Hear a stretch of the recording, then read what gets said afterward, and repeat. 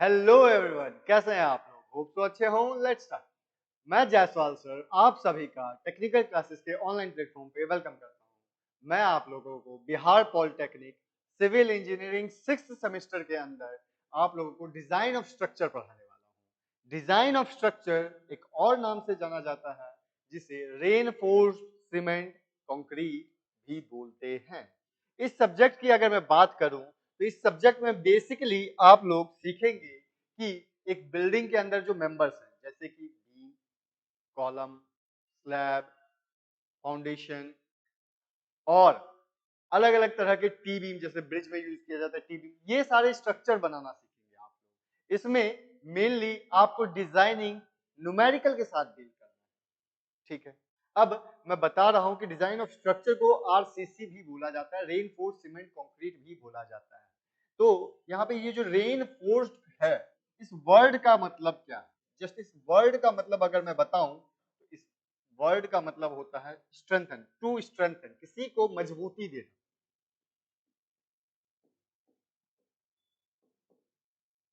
आप लोग Hollywood movies जरूर देखते होंगे, ऐसे मूवीज जिसमें वॉर हो रहे हो, लड़ाई हो रही हो, सैनिक वगैरह रहते हैं, सेना रहती है, वो मूवीज देखे हो तो सुनते हैं कि सेंड मी मोर रेनफोर्समेंट, मुझे और रेनफोर्समेंट भेजिए।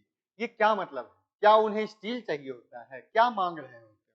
एक्चुअली वो और सपोर्ट मांग रहे होते हैं, एक्चुअली वो और ज्यादा स्ट्रेंथ मांग रहे होते हैं। क्या मतलब है कि वो वॉकी टॉकी पे बोलते हैं ये बात कि मुझे भेजो ज्यादा वेपन्स, ज्यादा लोग, है ना, ये सारी चीजें मांगते हैं, वो डिमांड करते हैं। तो रेनफोर्समेंट मतलब होता है कि किसी को ज्यादा स्ट्रेंथन करना, सपोर्ट करना, उसको और पावरफुल बनाना।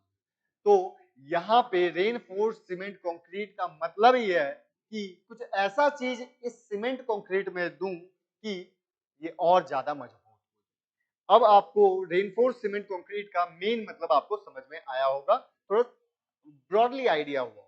चलिए मैं बताता हूँ क्या सपोर्ट दिया जाता है, क्या रेनफोर्समेंट दिया जाता है। तो आपके लिए एक कंडीशन बनाता हूँ। मान लेता हूं मेरे पास एक ये बीम है, ये एक बीम है, ठीक है। इस बीम को नीचे से सपोर्ट दिया मैंने,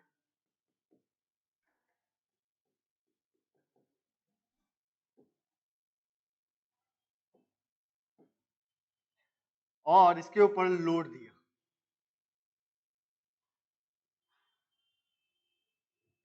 अब सोचिए अगर ये बैंड हुआ, ये डिफ्लेक्ट हुआ, अपनी जगह से डिफॉर्म हुआ, तो किस तरह से बैंड? आपको पता है कि ये कुछ इस तरह से बैंड, आप लोग इमेजिनेशन कर पाए कि ये कुछ इस तरह से बैंड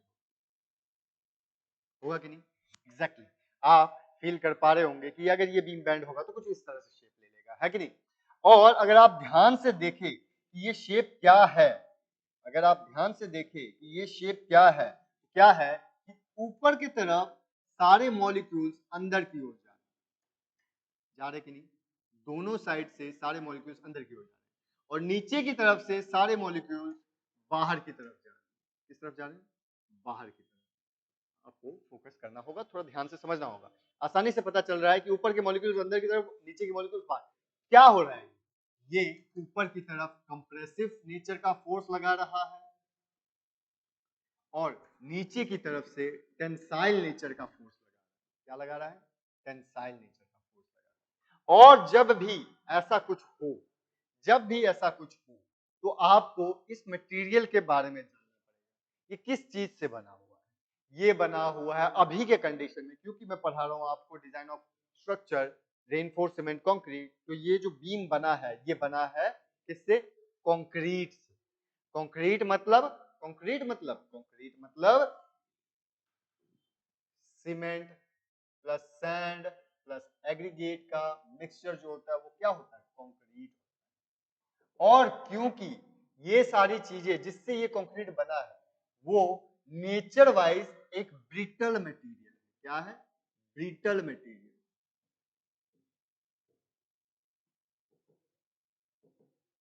ब्रिटल मटेरियल मतलब क्या?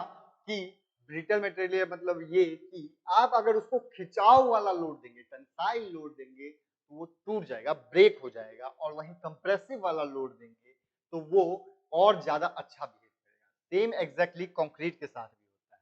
क्या? कंक्रीट पे अगर आप दबाव वाला कंप्रेसिव लोड दे तो वो क्षमता उसकी अच्छी होती है, वो बचते रहता है, वो बचा रहता है। लेकिन वहीं पे अगर टेंसाइल नेचर का फोर्स देंगे तो वो टूट जाएगा। जस्ट इस वजह से हमें रेनफोर्समेंट करवाना पड़ेगा। क्यों? देखिए, ऊपर के सरफेस पे क्या हो रहा है, ऊपर के मॉलिक्यूल्स पे क्या हो रहा है, कंप्रेसिव, नीचे क्या, टेंशन। और कंप्रेसिव तो बर्दाश्त कर लेगा, कौन बर्दाश्त करेगा, कंक्रीट बर्दाश्त करेगा। लेकिन नीचे जो टेंशन आया वो कौन बर्दाश्त करेगा, उसके लिए अब क्या करें हम, उसमें तो फेल आ जाएगा। एग्जैक्टली इसमें आपको इस सिचुएशन में फेलियर देखने को मिलेगा और यहाँ पे कुछ ऐसा क्रैक्स डेवलप हो जाएंगे, यहाँ पे कुछ ऐसा क्रैक डेवलप हो, ठीक है। और इसी क्रैक से बचने के लिए हमें इसे स्ट्रेंथन करना पड़ेगा, इसे रेनफोर्स्ड करना पड़ेगा। क्या करना पड़ेगा, इसे मजबूती देनी पड़ेगी। और वो कैसे देंगे, वो देंगे हम एग्जैक्टली देखिएगा। अब इस सिचुएशन में मैं आप सिचुएशन बदल रहा हूं आपके लिए। इस सिचुएशन में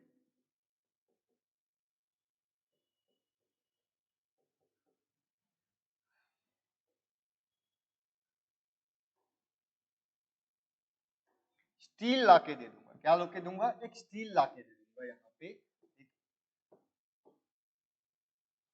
स्टील लाके मैं प्रोवाइड यहाँ पे करवा दूंगा। कहाँ पे, जहां पे कि नीचे की साइड जहां टेंशन जनरेट हो रहा है, एग्जैक्टली नीचे यहाँ पर। और इसको मैं लिख भी देता हूं कि ये है क्या, स्टील।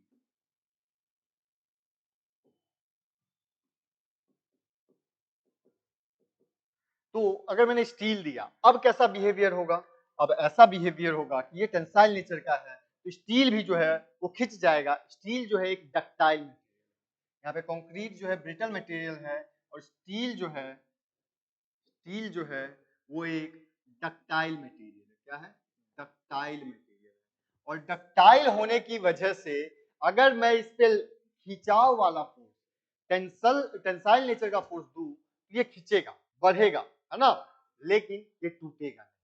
तो बस इस वजह से मैं इसमें स्टील ला के दे दिया। अब क्या हुआ, ये ओवरऑल एक सेम होमोजीनियस मटेरियल है, तो हेट्रोजीनियस मतलब अलग अलग मटेरियल से बना है। लेकिन क्योंकि मैंने स्टील भी दिया है, इसमें सीमेंट सैंड एग्रीगेट भी है, सारी चीजें मिली हुई है, तो ये बिहेव करने लग जाएगा पूरा स्ट्रक्चर बन के एक होमोजीनियस मटेरियल। क्या, होमोजीनियस मटेरियल। इन दोनों के बीच अच्छा ग्रिप बन जाएगा, तो नो स्लिप कंडीशन बन जाएगा, और नो स्लिप कंडीशन बन जाएगा तो ये सारे के सारे एक जैसे ऊपर से कंप्रेसिव और नीचे से टेंशन दोनों के लिए तैयार हो जाएंगे। Done everyone. तो इस कंडीशन में मुझे स्टील डालना पड़ेगा। बस इस तरह का होता है अपना रेनफोर्स सीमेंट कंक्रीट, और बस इसलिए हमें स्टील डालना पड़ता है नीचे के सेक्शन में, वहां पर जहां पे टेंसाइल नेचर का लोड आए। Done everyone.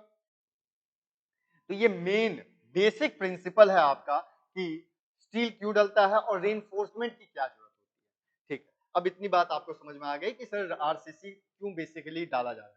अब हमें क्या करना है अपने सिलेबस के साथ, तो मैं बता दूं यहीं पर आप लोगों को कि आपके सिलेबस में टोटल 7 यूनिट है। कितने हैं, 7 यूनिट। पहला यूनिट है working stress method and pre stress concrete, limit state method, analysis and design of singly reinforced section, analysis and design of doubly reinforced section, shear bond and development length, analysis of design of T-beam, design of slab, design of axially loaded column and footing। यहाँ पे कुछ चीजें आपकी जानी पहचानी सी लग रही होगी, जैसे कि ये चीज टी बीम आप लोग देखते होंगे, स्लैब देखते होंगे, कॉलम देखते होंगे, फुटिंग देखते होंगे। यहाँ पे सेक्शन लिखा हुआ है, एक्चुअली आप यहाँ पे बीम भी बोल सकते हैं, सिंगली रेनफोर्स सेक्शन बीम और डबली रेनफोर्स सेक्शन बीम। बीम भी आप लोग देखते हैं डे टू डे, लेकिन यहाँ पे कई चीजें आपके लिए पहली बार होंगी, जैसे पूरा सब्जेक्ट ही पहली बार है, लेकिन इन चीजों को आप डे टू डे लाइफ में देख चुके हैं, देख रहे होंगे, है ना। तो इसलिए आप इससे ज्यादा इंट्रोड्यूस है, पहले से इंट्रोड्यूस है। लेकिन टेक्निकल टर्म में बोलूं तो ये वाला एक वर्ड जिसे बोलते हैं वर्किंग स्ट्रेस मेथड, ये क्या है सर, लिमिट स्टेट मेथड, ये क्या है सर, एग्जैक्टली। तो इसके लिए मैं आपको क्लियर कर दूं कि आपको डिजाइन फिलॉसफीज पढ़ने पड़ेंगे। ये क्या होता है सर डिजाइन फिलॉसफीज, मैं बताता हूं आपको डिजाइन फिलॉसफीज क्या होते हैं। मान लीजिए कि मैं एक टीचर हूं, ठीक है, मेरा अपना सोच है, मैं अपने ढंग से बच्चों को पढ़ाता हूँ, ठीक है, मैं अपने ढंग से ट्रीट करता हूँ बच्चों को, ठीक है। जैसे कि मैं चाहता हूं कि मेरे बच्चे जो है इमेजिनेशन ज्यादा फोकस कर सके, सोच दिमाग में उनकी ऐसी इमेज छप जाए किसी भी कंसेप्ट का, किसी भी चीज का, कि वो कभी भी आंसर देने के लिए कैपेबल। तो मेरा ये फिलॉसफी है, मेरा ये सोच है, मेरा ये ढंग। और यहीं पे कोई और एक मेंटोर है, कोई एक और टीचर है। अब उनका क्या फिलॉसफी है कि वो डिलीवर करे इतनी ही चीजें कि वो बच्चा बस अपना पेपर पास कर ले, वो बच्चा बस अपना सेमेस्टर का पेपर पास कर ले, बस इससे ज्यादा उसको जरूरत नहीं।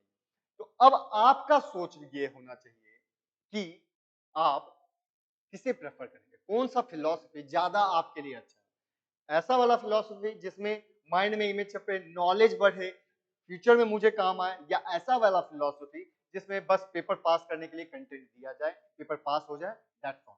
अब ये सोच किसका है? आपका। सेम फीचर, सेम तरीका आप रेनफोर्स सीमेंट कंक्रीट में भी लगा सकते हैं। क्या मतलब है ये कि एक मेथड था वर्किंग स्ट्रेस मेथड। इनका फिलॉसफी था, इनका सोच था कि मेरा जो भी लोड आएगा वो लोड लेगा पूरा का पूरा कंक्रीट और कुछ नहीं। ठीक है, ये एक तरीका था। इस डिजाइन मेथड में, वर्किंग स्ट्रेस मेथड में एक तरीका था, वर्किंग स्ट्रेस मेथड एक तरीका है जिसमें इन्होंने सोच बनाया था अपना, फिलॉसफी बनाया था अपना, क्या कि जो भी लोड आएगा, ट्रक गुजर रहा है ब्रिज पे से, आपको पता होगा पुराने जमाने में आप लोग ब्रिज देखते होंगे, अगर कहीं से पुराना जमाने का ब्रिज गुजरता है तो देखते होंगे तो कुछ इस तरह का शेप मिलता है आपको ब्रिज का। इतना मोटा सा लेयर होता है और उसके नीचे कॉलम लगा होता है और नीचे फाउंडेशन होता है। मान लीजिए नीचे फाउंडेशन है और ये कंक्रीट का बना हुआ है। ठीक है, ये कंक्रीट का बना हुआ है।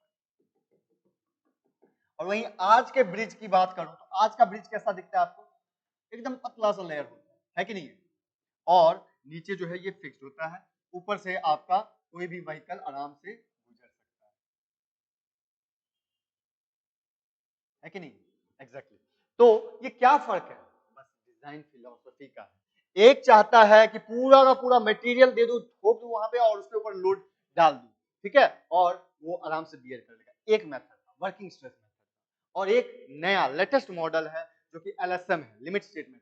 बोला मटेरियल पे मटेरियल ज्यादा खर्च नहीं करना, इकोनॉमी ज्यादा नहीं खर्च करना, पैसा ज्यादा नहीं करना, लेकिन लोड बहुत अच्छा, अब ज्यादा इस पे 5 लोड दे सकते, 5 ट्रक दे सकते। मैं एक और एग्जांपल दिखाऊं आप लोगों को, तो ये देखिए, ऐसा वाला ब्रिज किसने नहीं देखा? हर किसी ने आज के टाइम में देखा होगा, आते जाते रोड से गुजरते हुए, है ना? तो ये वाला ब्रिज बस एलएसएम पे है, एकदम पतला सा लेयर होता है, आप वो उसके ऊपर ट्रक गुजार लीजिए, कोई भी व्हीकल गुजार लीजिए, फिर भी नहीं टूटेगा। लेकिन पुराने जमाने का क्या होता था? एकदम मोटा मोटा लेयर का कंक्रीटिंग होता था। याद होगा आप लोगों को, देखा होगा आप लोगों ने कहीं ना कहीं। तो एग्जैक्टली बस इसी प्रिंसिपल पे मैं आप लोगों को डिजाइन फिलोसफीज पढ़ाऊंगा, जो कि 3 फिलोसफीज मेनली है अपने पास: working stress method, ultimate load method, limit state method. तो अब आपको क्लियर होगा कि वर्किंग स्ट्रेस मेथड क्या है, लिमिट स्टेट मेथड। ये बस एक डिजाइन फिलॉसफी है, सोच है, टाइम के साथ डेवलप होता हुआ सेंस है, सोच है ना? टाइम पहले, सबसे पहले वर्किंग स्ट्रेस मेथड आया था, उसके बाद ultimate load method. Ultimate load method की मैं बता दूं, अल्टीमेट लोड मेथड में ये सोचा गया कि लोड के हिसाब से स्ट्रक्चर डिजाइन करो, लोड जितना आएगा उतना अच्छा। अब लिमिट स्टेट ने क्या बोला कि भैया मटेरियल को भी ध्यान दीजिए और लोड पे भी ध्यान, दोनों चीजों पे ध्यान दीजिए, लोड क्या आने वाला है और मटेरियल कैसा है, इन दोनों पे कंसंट्रेशन करके लिमिट स्टेट मेथड। और मैं आपको नॉलेज दे दूं, आपको इन्फॉर्मेशन दे दूं कि अब ये लिमिट स्टेट मेथड भी 2-4 साल में पुराना हो जाएगा। एक नया मेथड पे रिसर्च हो रहा है, एक नए मेथड पे बात हो रही है, वो मेथड आने वाला है जल्दी। उससे पहले कि वो नया मेथड आए, उससे पहले आप फटाफट ये सब्जेक्ट पढ़ लीजिए और एक जॉब सिक्योर कर लीजिए, अपनी लाइफ को सिक्योर कर लीजिए, एक अच्छी जगह स्टेबल हो जाइए। मैं ऐसा ही चाहूंगा आप लोगों से। Done everyone? चलिए अब बात करते हैं कि कंटेंट कैसे कैसे होंगे। यूनिट 1 में वर्किंग स्ट्रेस मेथड और प्री स्ट्रेस आपको मेनली सिखाऊंगा कि ब्रिज के स्ट्रक्चर कैसे बनते हैं, इसके पीछे का प्रिंसिपल क्या है, इसके पीछे का न्यूमेरिकल क्या है, ये कंसेप्ट आपको यूनिट 1 में सीखेगा। और वर्किंग स्ट्रेस मेथड का बेसिक कंसेप्ट, बेसिक फंडा और न्यूमेरिकल। Done everyone?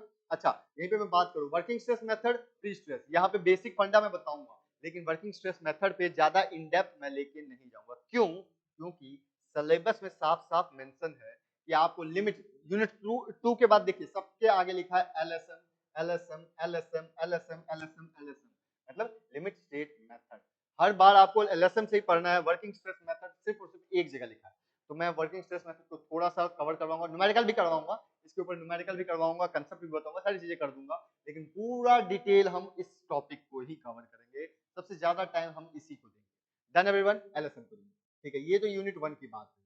क्या हुई यूनिट 1 में? Working stress method and pre stress method. ठीक है, उसके बाद अगले मेथड की बात करूं तो दूसरे यूनिट में बोला गया है लिमिट स्टेट मेथड, जिसमें मैं अच्छे से डिस्क्राइब करूंगा कि डिजाइन फिलोसफीज क्या होने वाले हैं, जैसे कि working stress, ultimate load, design limit state method. यहाँ पे आपको थोड़े डायग्राम दिख रहे होंगे, ये अभी नहीं समझ में आएगा, ये क्योंकि पढ़े नहीं आप लोग को समझ में नहीं आएगा, लेकिन जब मैं समझाऊंगा तो अच्छे से समझ में आएगा। ठीक है एवरीवन, तो डिजाइन फिलोसफीज अपने पास 3 है, तीनों फिलोसफीज में आपको अच्छे से डिस्क्राइब करूंगा, अच्छे से समझाऊंगा। ठीक है, अब अगला जो यूनिट है वो है सिंगली रेनफोर्स्ड बीम। मैंने बताया इस डायग्राम में मैंने बताया आप लोगों को कि हमें जहां टेंशन की जरूरत है वहां स्टील दे, है ना, जहां टेंशन की जरूरत है वहां स्टील दे।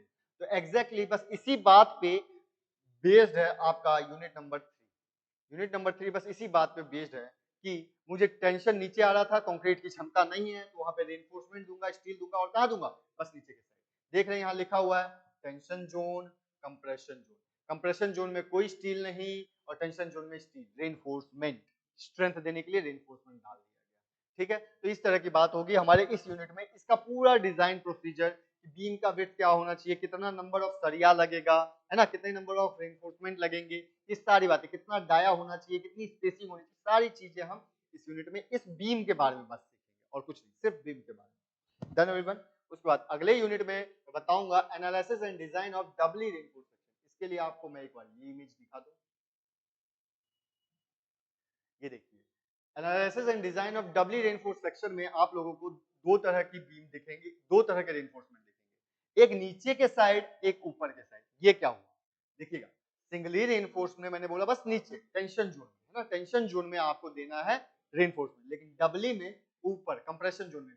ऐसा क्यों होता है, इसके पीछे का रीजन क्या है, सारे कंसेप्ट आपको न्यूमेरिकल के साथ कंसेप्चुअली दी जाएगी।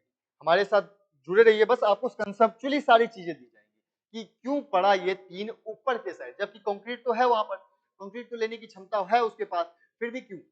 Done everyone. अगला चैप्टर है share bond and development length. देखिए, आप लोगों ने देखा होगा कई बार कि बीम ऐसा है और इसके ऊपर अगर बीच में कहीं से लोड पड़ा तो क्रैक होता है, तो इस तरह से टूटता है, ऐसे होकर टूटता है। देख रहे हैं यहाँ पे से ऐसे क्रैक दिख रहा है और यहाँ पे देखिए टूट गया।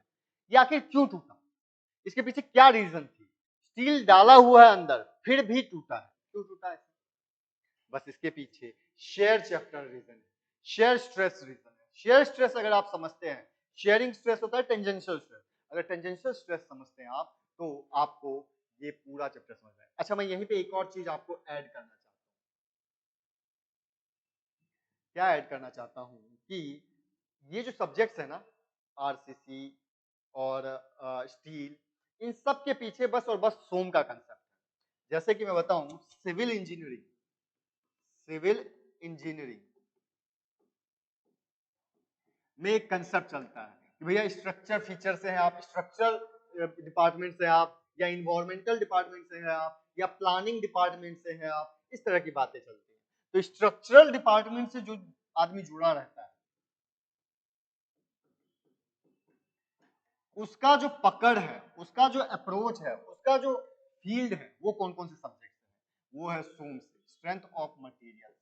उसका जो पकड़ है वो है स्ट्रक्चर पे, स्ट्रक्चर पे। और अगर आप इन दो सब्जेक्ट पे पकड़ बनाए हुए हैं, अगर उस आदमी ने इस दो सब्जेक्ट पे पकड़ बनाया हुआ है, तो ये दो सब्जेक्ट जो है आपको आगे के दो सब्जेक्ट, स्टील स्ट्रक्चर और रेनफोर्स्ड सीमेंट कंक्रीट स्ट्रक्चर, ये दो सब्जेक्ट पे पकड़ खुद ब खुद बना देगा। अगर आपको सोम आता है, आपको स्ट्रक्चर आता है, तो आपको स्टील और आरसीसी खुद ब खुद आएगा। आपको पता है जैसे कि स्टील तो आप लोगों ने 5th सेम में पढ़ा है और आरसीसी मुझसे आप 6th सेम में पढ़ रहे हैं, ठीक है। और मैं आपको यहीं पे क्लेरिफाई कर दूं, सोम जो है मैं आपके जूनियर 3rd सेम को पढ़ाता हूं, और स्ट्रक्चर भले मैंने नहीं पढ़ाया, लेकिन मेरा पकड़, मेरा इंटरेस्ट स्ट्रक्चर में भी उतना ही इक्विवेलेंट है जितना ये 3 सब्जेक्ट में। तो मैं आपको रिकमेंड यही करूंगा कि आप ऐसे जगह, ऐसी कंसेप्चुअल चीजें हमेशा सोम से स्टार्ट कीजिए। कहां से कीजिए, सोम से। तो सोम को ऊपर अगर आपका अच्छा पकड़ है, अच्छा मैं ये भी ऐड कर दूं यहीं पर साथ में कि अगर सोम पे आप पकड़ नहीं है तो भी क्या दिक्कत है, मैं हूं ना, मैं आप लोगों को जहां पर भी आरसीसी में सोम का कंसेप्ट रिक्वायर होगा, मैं वहीं पर आपको रोक के पहले सोम का कंसेप्ट बताऊंगा, फिर आरसीसी का कंसेप्ट बताऊंगा। इससे ये होगा कि आपका सोम का कंसेप्ट खुद ब खुद धीरे धीरे स्ट्रांग हो जाएगा, आरसीसी अपने साथ चला हुआ है। डन एवरीवन, ठीक है। चलिए, तो ये तो बात हो गई शेयर एंड बॉन्ड। अच्छा, वो जो क्रैक हुआ उसका सॉल्यूशन ये रहा। शेयर का चैप्टर नाम लिया इसलिए मुझे वो सारी कहानी बतानी पड़ेगी कि शेयर जो है वो सोम से आता है, और सिर्फ शेयर ही नहीं, पूरा स्ट्रक्चर का कंसेप्ट सोम से ही आता है, स्ट्रेंथ ऑफ मटेरियल से ही आता है। स्ट्रेंथ ऑफ मटेरियल नहीं भी आए तो भी ऐसा मतलब नहीं कि आरसीसी आप नहीं सीख पाएंगे, सिखा दूंगा मैं, लेकिन शर्त ये है कि आपको थोड़ा सोम का कंसेप्ट मैं पहले बताऊं तो। Done everyone? ठीक। Shear bond and development line. Shear बचाने के लिए मुझे ये स्टीरअप, इसे स्टीरअप बोलते हैं। क्या बोलते हैं? स्टीरअप। देखिएगा ये वाला पोर्शन जो लगा हुआ है इसे स्टीरअप्स बोलते हैं। स्टीरअप्स प्रोवाइड करवाए जाते हैं। वैसे लेमन लैंग्वेज में, मतलब आम आदमी के लैंग्वेज में इसे रिंग बोला जाता है। क्या बोला जाता है? रिंग। तो रिंग या स्टीरअप्स प्रोवाइड करवाए जाते हैं शेयर को बचाने के लिए। अगर उस बीम में ये प्रोवाइडेड होता तो वो टूटता नहीं बीम। ठीक है, जो पीछे फेलियर दिखाया उस बीम में अगर ये प्रोवाइडेड होता तो टूटता नहीं। चाहे आप लॉन्गिट्यूडनल बार दे दीजिए, उससे फर्क नहीं है, ये आपको देना ही पड़ेगा। ठीक है, तो ये स्टीरअप्स है। इसका डिजाइन सिखाऊंगा, इसका रिक्वायरमेंट सिखाऊंगा, इसको कैसे डिजाइन किया जाता है, ये सारी चीजें सिखाऊंगा। उसके बाद आप लोगों ने ये भी चीजें देखी होंगी कि आखिरी सिरे पे, सरिया के आखिरी सिरे पे ऐसा ऐसा करके कुछ बार प्रोवाइडेड होता है। इस तरह से कुछ बार प्रोवाइडेड होता है ना। तो ये बार क्या है? ये एंकर है या बॉन्ड, बॉन्ड या डेवलपमेंट लेंथ एंकरेज, ये एंकरिंग है, इसको एंकर किया जाता है। ये क्यों दिया जाता है तो मैं यहीं पे क्लियर कर दूं। बस और बस आपके पूरे कंक्रीट में एक दूसरे से अच्छा बॉन्ड बनाने के लिए इसे प्रोवाइड कराया जाता है, एंकरिंग को प्रोवाइड कराया जाता है। जब डिजाइनिंग सिखाऊंगा तब अच्छे से समझ में आ जाएगा कि ये क्या है, क्यों प्रोवाइडेड है। ठीक है, अगला चैप्टर है आपका टीबी। देख रहे हैं आप यहाँ पे टीबी, ये आपको कहाँ पे दिखता है? रेलवे ब्रिजेस के नीचे, रेलवे या हाईवे ब्रिजेस के नीचे ये चीज दिखता होगा आपको, क्लियरली दिखता होगा, है ना एवरीवन? ठीक है, इसका डिजाइन आपको 6th यूनिट में टी बीम का और पूरा इस तरह का फ्लेंज बीम, एल बीम, सारी चीजों का वहां पे डिजाइन है आप लोगों का। ठीक है, उसके बाद आपका 7वां यूनिट जो है वो है डिजाइन ऑफ स्लैब, जिसमें एलएसएम से डिजाइन करना है one way slab, two way slab. क्या होता है फर्क sir one way slab two way slab? जिस तरह का फर्क सिंगली रेनफोर्स्ड बीम में दिखाया, डबली रेनफोर्स्ड बीम में दिखाया, सेम फर्क इसमें भी होता है। लेकिन फर्क इसमें ये है कि ये L by L X by L Y ratio से, L Y by L X ratio, L Y by L X ratio, L Y by L X ratio से पता करते हैं कि ये वन वे है या टू वे। एलवाई क्या है सर? एलएक्स क्या है? जो y डायरेक्शन में लेंथ है उसे एलवाई बोलेंगे, जो x डायरेक्शन में लेंथ है उसे एलएक्स बोलेंगे। ये दोनों के रेशियो से पता किया जाता है कि वन वे स्लैब है या टू वे स्लैब। एक स्लैब आपको बालकनीज, कॉरिडोर वगैरह में दिखते हैं, एक स्लैब रूम में दिखते हैं आपको। आप लोगों को खुद इमेजिनेशन हो रहा होगा अभी कि ये वाला आपको बालकनीज में दिखते होंगे, कॉरिडोर है, कोई बड़ा सा कॉरिडोर है वहां पे दिखता होगा, और ये वाला रूम में दिखता होगा आप लोगों को। Done everyone? तो इस तरह के one way slab, two way slab आपको डिजाइन करने पड़ेंगे प्रॉपरली। ठीक, अगला चैप्टर जो है आप लोगों के लिए वो चैप्टर है आपका design of axially loaded column and footing.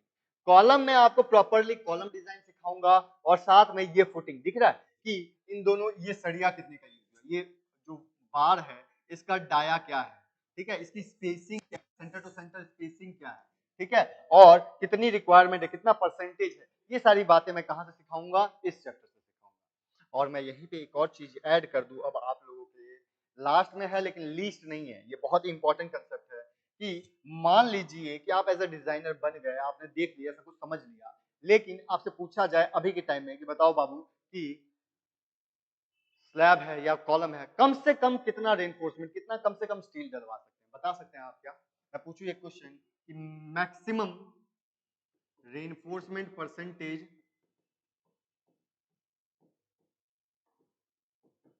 कितना होगा, बता पाएंगे क्या? मैं पूछूंगा कि मिनिमम, कम से कम रेनफोर्समेंट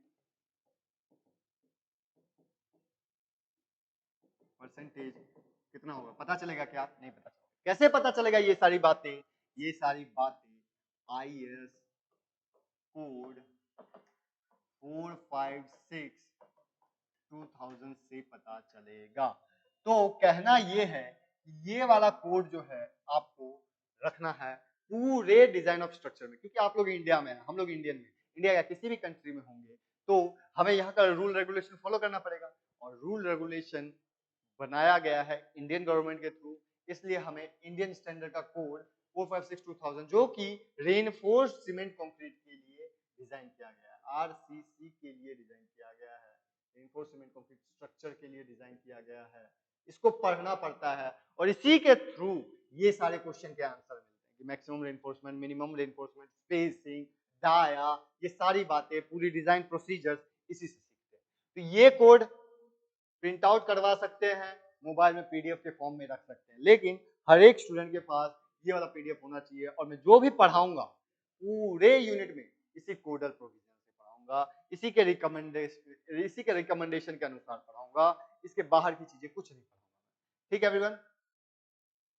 अब बात आई कि बुक रिकमेंडेशन क्या करेंगे सर आप, क्या बुक पढ़ना चाहिए, तो मैं बता दूं आप लोगों को, अपने पास मार्केट में बहुत सारी बुक है, RCC reinforce cement concrete design के नाम से बहुत सारी बुक है, अनलिमिटेड बुक मिल जाएगी आपको, लेकिन मैं रिकमेंडेशन करूंगा, सबसे पहला बुक अगर मुझसे कोई पूछे, मेरे दिल से पूछे कि आप कौन सा रिकमेंड करेंगे, तो मैं एस उन्नीकृष्णन पिल्लई का एक बुक है, ठीक है, जो कि रेनफोर्स सीमेंट कंक्रीट डिजाइन के नाम से 3rd एडिशन है, मैग्रा हिल, टाटा मिग्रा हिल के पब्लिकेशन के थ्रू ये बिकता है, ये बुक मैं रिकमेंडेशन करूंगा, लेकिन क्योंकि ये साउथ इंडियन लैंग्वेज है, राइटर है, तो थोड़ा आपको तकलीफ होगी समझने में। आप क्या कीजिए, इस बुक से थोड़ा सा डाउन, आप इस बुक पे आइए, ये बुक है नीलम शर्मा की, कैटसन पब्लिकेशन, कैटसन पब्लिकेशन का नीलम शर्मा का बुक है। ये बुक आपके IS 456/2000 के according limit state method, working state method दोनों को समझाते हुए इस बुक की मैं स्पेसिफिकेशन बताता हूँ। इस बुक में आपको न्यूमेरिकल भी बहुत सारे मिलेंगे, क्वेश्चन भी बहुत सारे मिलेंगे, ऑब्जेक्टिव क्वेश्चन भी मिल जाएंगे और साथ में अच्छे अच्छे ड्राइंग से सारी चीजें समझाई गई है। तो आप चाहे तो ये बुक सबसे पहले प्रेफर करें लेने के लिए, और आपके पॉलिटेक्निक लेवल पे ये सबसे बेस्ट बुक है।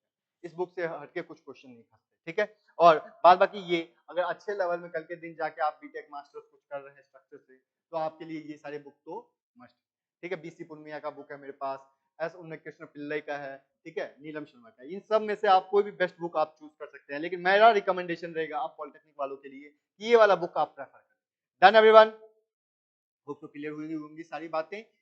तो हम लोग इस सेशन को यहीं पे क्लोज करते हैं, मिलते हैं लेक्चर नंबर 1 से, जहां पे मैं आप लोगों को प्रॉपरली लिमिट स्टेट मेथड से स्टार्ट करूंगा और सारी कुछ डिस्क्राइब करते हुए चलो। Thank you everyone.